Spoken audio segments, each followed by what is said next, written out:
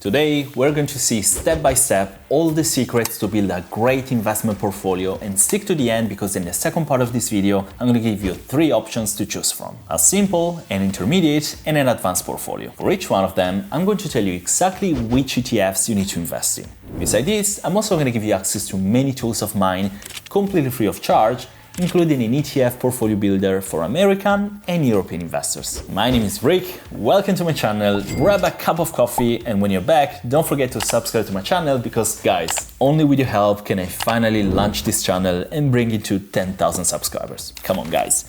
Don't leave me hanging like this. But now, jokes aside, let's go straight to the first secret. A portfolio is like a machine. Imagine you have a machine in your basement that spits out cash every month. Like every machine, it has 3 components that need to work together perfectly. The first one is the fuel. Fuel powers the machine, and without it, nothing moves. In your case, this is represented by regular investments into your portfolio. If you don't keep fueling your portfolio with new investments, you can't expect to make some progress anytime soon. But don't worry, your ETF portfolio is like a magical money machine. At the beginning, you need to invest consistently, but after a while, the machine works by itself, and you just have to relax and enjoy the fruits of your work. The second component is your engine. A powerful engine will make your machine efficient and fast, while a weak one will likely run so slow that you're going to feel like it's going to break down under your feet. For your portfolio, the engine is represented by the ETFs you select. Growth ETFs like QQQ are going to provide performance, kind of like the nitrous oxide from Fast and Furious, but use too much of it and your car might overheat and break down. Other ETFs like SHD are going to keep the engine stable and reliable, but it might be hard to get uphill sometime. So the perfect combination of ETFs is what's going to make you win in the long term. Just like the classic Ford GT40 did in 1966 when they won the 24 hours long Le Mans race. The third component of your machine is going to be the control panel, which is necessary to make the machine work properly. The control panel is a strategy you follow, which is more important than anything. You need to have a smart, clear strategy, and you need to stick to your plan. Because if you change direction like the wind, you're going to mess up your whole plan and end up empty-handed. As you can see, setting up the right strategy, choosing the right ETFs, and investing consistently, you've got everything you need to create a portfolio that will make you rich and allow you to leave your job and finally spend time doing whatever you want, whenever you want. So the first step before even starting investing is defining your investment strategy. And the strategy is not just about picking the right ETFs, it's about understanding yourself, your goals, and how to navigate the market. Think of it like a road trip. You need a destination, which is your goals, a map, which is your strategy, and some contingency plans for when things don't really go as expected. So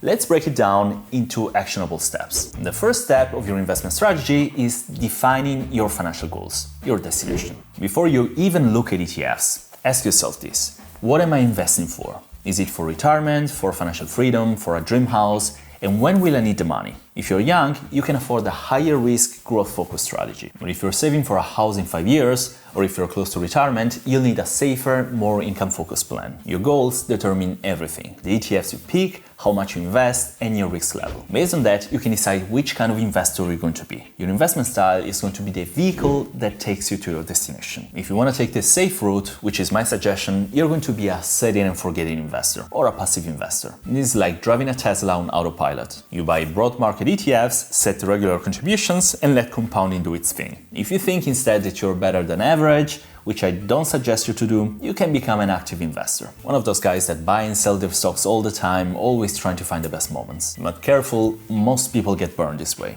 And then there are income-focused investors. Those guys we usually call dividend investors that like to have a monthly or quarterly paycheck from their investments in the form of dividends. There is nothing wrong with that, but if you are young, make sure to reinvest those dividends so that your portfolio can grow faster. No matter which kind of investor you are, you need to diversify your investments, but without overdoing it. Diversification is about balancing risk and reward, but too much can dilute your returns. So aim for a mix of ETFs that covers different sectors and geographies, just like we'll do later with the 3 portfolios that I'll show you, but avoid owning 20 different ETFs of mini sectors just because you've heard that they're going to be the next thing. Think of diversification like packing for a trip. You're going to need comfortable shoes, the core ETFs, a raincoat, namely income ETFs for tough times, and some stylish outfits, namely growth ETFs. But if you bring your entire wardrobe, you'll just be carrying that weight. Last secret to build a perfect strategy is accepting that time in the market is most likely going to not play in your favor,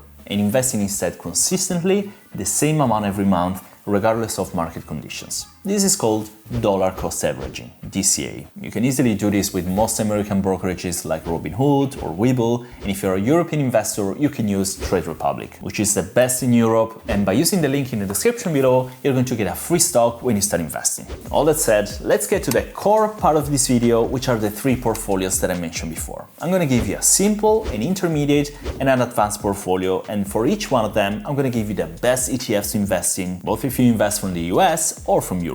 And remember, simple doesn't mean bad, just as advanced doesn't mean better. The more advanced your portfolio is going to be, the more you're going to be able to adapt it to your needs, but at the same time, you're going to be more vulnerable to volatility. And above all, to your own mistakes. On the other hand, a simple portfolio drives on autopilot, and although it's not too fancy, it's going to give you wonderful returns in the long term. The simple portfolio is the first one we're going to see, and it's going to be made of just 2 ETFs. You're going to have a core position with 80%, which is going to be VO, the Vanguard S&P 500 ETF. VO is going to give you access to the 500 best companies of the American stock market, and is always my suggestion number 1. They should be included in all portfolios as a foundational ETF. As an alternative to VO, you can go instead for VTI, which instead of the best 500 companies includes all companies of the US stock market and includes more than 3,000 companies. Historically, VO and VTI grew in the same way, with an average annual return of 10.55% for VO and 10.65% for VTI from 1970 to today,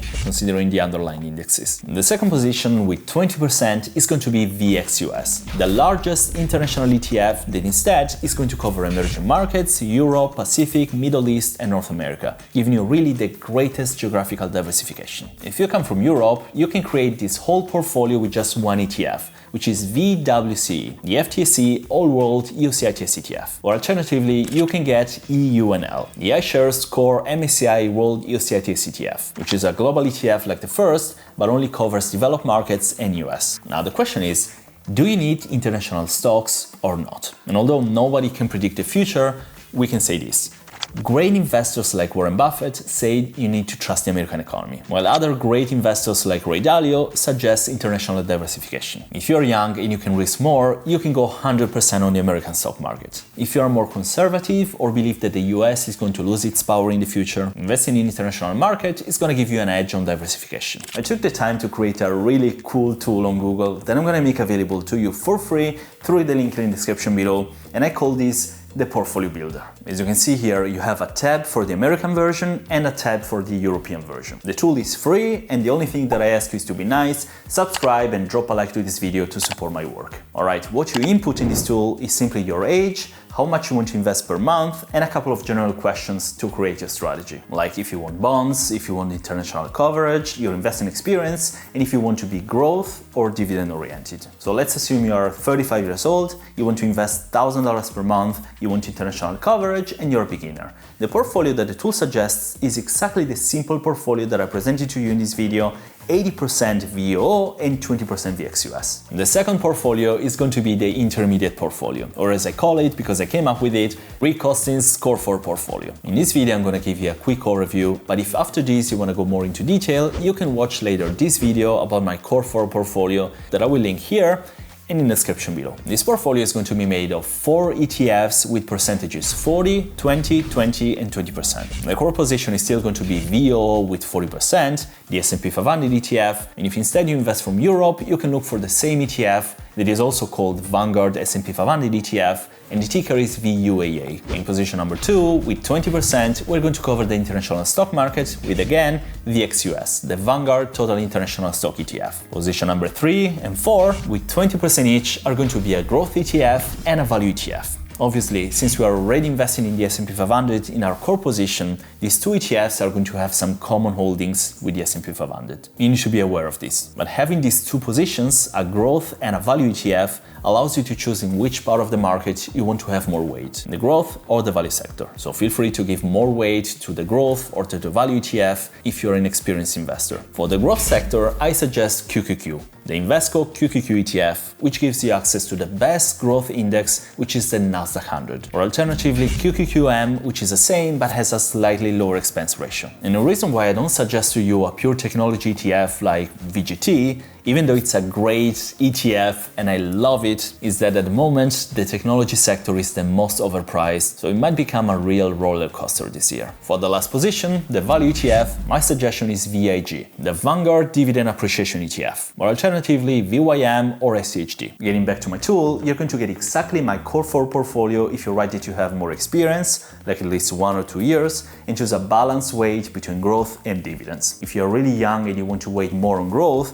just choose growth here and the portfolio is going to be tilted 24% on QQQ and 16% on VIG. By the way, in this table here, you can always see how the portfolio that you're getting with the tool performed compared to the total stock market in the last 10 years. And if you want good alternatives to the ETFs that I mentioned, you're going to find them here in the table. Oh, and let's not forget Europeans. If you're a European, just move to the European tab and you're going to be able to create the same portfolio with European alternatives. The last portfolio of today's video is going to be the advanced portfolio, which is composed of 6 ETFs. Again, I want to remind you that advanced doesn't mean better, it just means it's composed of more ETFs. So our advanced portfolio is going to have 36% in VOO, 10% on VXUS, around 19% respectively in growth and value with QQQ and VIG, and it's going to have 2 new ETFs that with 8% each are going to cover the small and the mid-cap markets. VB, the Vanguard Small Cap ETF, and VO, the Vanguard Mid Cap ETF. The reason why I'm introducing mid-cap and small cap as addition to the S&P 500 is that it's true that in the last 10 years, large cap stocks performed the best, but if we look back at the whole performance since 1994 to today, or to be precise, until 2022, mid-cap returned 11.7%, small cap 10.78%, and large cap only 9.67%. Obviously, keep in mind that the smaller the companies, the higher the volatility the fund is going to have. Getting back to my tool, you're going to get the advanced portfolio if you're right here that you have 5 or more years of experience. But be careful, being an expert though doesn't make it necessary to have more ETFs. In fact, as I said before, you can get the best results by simplifying your investing, not by making it more complicated. Anyways, 2 really quick suggestions. If you're getting closer to retirement, let's say that you're 55 or older, start thinking about bonds and you can choose no here. This way, the tool also includes bonds in the portfolio. And if you want a simpler portfolio, just change here the investing experience. The tool is going to give you the exact allocation in each single ETF, the alternatives, and down here you also have a cool rebalancing tool that you're going to need to make sure that the ETFs always have the right weight in your portfolio. Alright guys, I hope this video was useful. If it was, drop a like and subscribe to the channel for more videos like this. Check the video on my core 4 portfolio if you're interested, or this video here where I explain in detail how to use the tool. And apart from this, I wish you a great day, and as always, I'll see you in the next video. Ciao!